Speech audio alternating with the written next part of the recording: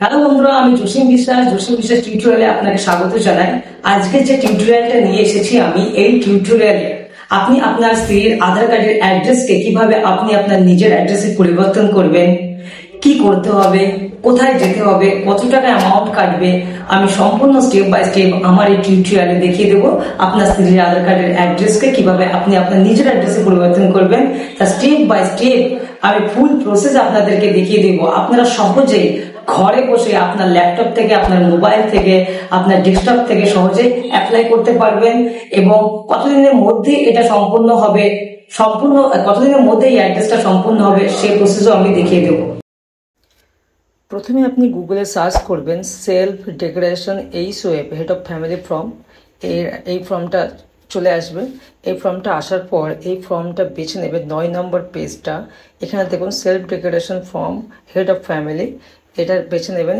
এই ফর্মের এই পেজটা, এই 9 নম্বর পেজটা আপনি প্রিন্ট আউট করে নেবেন। এখানে নাম অ্যাড্রেস, আধার কার্ড নম্বর, ওয়াইফের নাম, ওয়াইফের আধার কার্ড নম্বর, তারপর নিচে এখানে আপনি সিগনেচার করবেন, হাজব্যান্ড সিগনেচার করবে এবং একটা ডেট বসিয়ে দেবেন। এটা স্ক্যান করে নেবেন বা মোবাইলে ছবি তুলে নেবেন।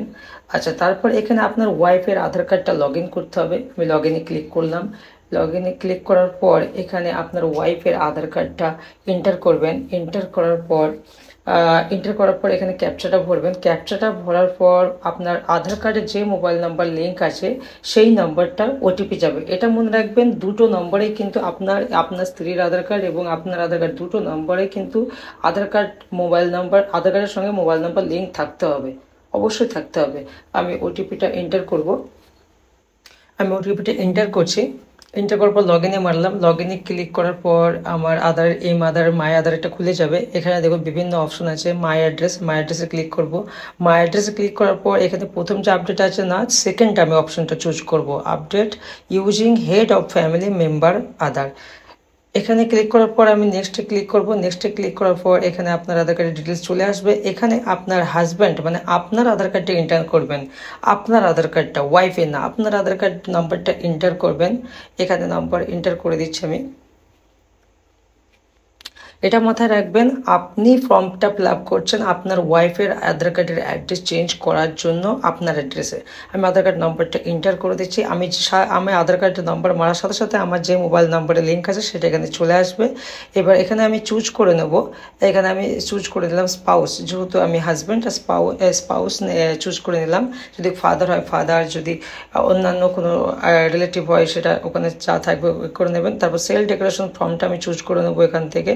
এখানে বিভিন্ন রকম ফর্মের অপশন থাকবে, আধার কার্ড থাকবে, পাসপোর্ট থাকবে, কিন্তু আপনি এটাই চুজ করবেন self declaration as per notified format HOF based address update. এটা চুজ করে নেবেন। এটা চুজ করে কন্টিনিউ করার পর আপনি যে ফর্মটা 9 নম্বর ফর্মটা ফিল আপ করে রেখেছেন এবং মোবাইলে ছবি তুলে রেখেছেন বা স্ক্যান করে রেখেছেন, সেটা এখান থেকে চুজ করে আপলোড করে দেবেন।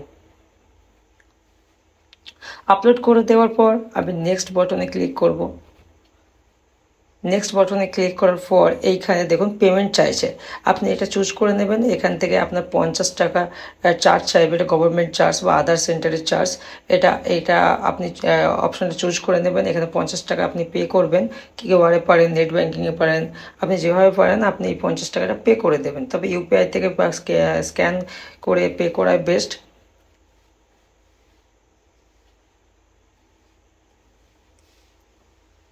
আপনি চাইলে ডেবিট কার্ড, নেট ব্যাঙ্কিং থেকে পেমেন্ট করতে পারেন। এখানে দেখবেন যে যার যেটা অপশন থাকবে আপনি সেইভাবে আপনি পেমেন্ট করে দেবেন। আমার পেমেন্ট কমপ্লিট হয়ে যাওয়ার পর আপনাকে একটা প্রিন্ট আউট অ্যাকনোলেজমেন্ট আসবে, ওটা আপনি প্রিন্ট করে রাখবেন বা সেভ করে রাখবেন। আর এখানে যে দেখুন প্রিন্ট কমপ্লিট, এখানে অ্যাকনোলেজমেন্ট ডাউনলোড করে রাখতে পারেন বা এসআরএন, এখানে এসআরএন একটা নম্বর দেবে ওই প্রিন্ট আউটের মধ্যে, অ্যাকনোলেজমেন্টের মধ্যে। আমি আপনাকে ওপেন করে দেখাচ্ছি। এখানে যে এসআরএন সেকেন্ডটা আছে ওটা কপি করে রাখবেন, ওটা কাজে লাগবে। ওটা কী কাজে লাগবে আমি একটু পরেই দেখাচ্ছি। এইবার আপনি আপনার স্ত্রীর বা ওয়াইফের আধার কার্ডটা লগ আউট করে দিন মাই আধার থেকে। এইবার আপনি আপনার আধার কার্ডটা এখানে লগ ইন করুন। আপনার আধার আধার কার্ডের নম্বরটা এখানে এন্টার করবেন। এন্টার করার পর ক্যাপচাটা দেবেন। ক্যাপচাটা দেওয়ার পর লগ ইন উইথ ওটিপিতে ক্লিক করবেন। ওটিপিতে ক্লিক করার পর আপনার মোবাইলের সাথে সাথে ওটিপি যাবে, ওটিপিটা এন্টার করতে হবে। আমি আমার এন্টার করে দিচ্ছি। লগ ইনে ক্লিক করছি। লগ ইনে ক্লিক করার পর আমার সেম এরকম মাই আধারটা ওপেন হয়ে যাবে। এখানে দেখুন এখানে বিভিন্ন অপশন আছে, কিন্তু না, আমি একটা অপশনে যাব, সেটা সব থেকে নিচে নিচে আছে। আমি আপনাকে দেখাচ্ছি কিন্তু বিভিন্ন অপশন আছে, অ্যাড্রেস, আধার অ্যাড্রেস, ডাউনলোড আধার, কিন্তু আমি এই অপশনটা চুজ করব, my head of family request. মানে ওখান থেকে যে রিকোয়েস্ট করা হয়েছে সেটা, ওই এসআর এর নাম্বারটা আমি দেখাচ্ছি আবার। ওই যে আধার কার্ডের অ্যাকনোলেজমেন্ট থেকে এসআর এর নাম্বারটা কপি করে রেখেছি, ওইটা এখানে কপি করব, আবারও কপি করে নিচ্ছি। কপি করে এবার আমি আমার ওখানে গিয়ে পেস্ট করে দেবো। পেস্ট করে দেওয়ার সাথে সাথে দেখুন এখানে নাম, আমি সাইজে ক্লিক করবো, নাম সুপ্রিয়া বিশ্বাস চলে এসেছে রিকোয়েস্টে। আমি এটাকে অ্যাকসেপ্ট করে দেবো, ব্যাস আমার কাজ কমপ্লিট। দেখুন, you have accepted request head of family of sharing your address. তার মানে আমার আমার আমার আধার কার্ডের যে অ্যাড্রেস, মানে আমার যে আধার কার্ডের অ্যাড্রেসটা আছে সেটা আমার ওয়াইফের আধার কার্ডে চেঞ্জ হয়ে যাবে। বুঝতে পারলেন তো? এইভাবে আপনারা আপনাদের ওয়াইফের আধার কার্ডটা আপনার অ্যাড্রেসে চেঞ্জ করতে পারেন।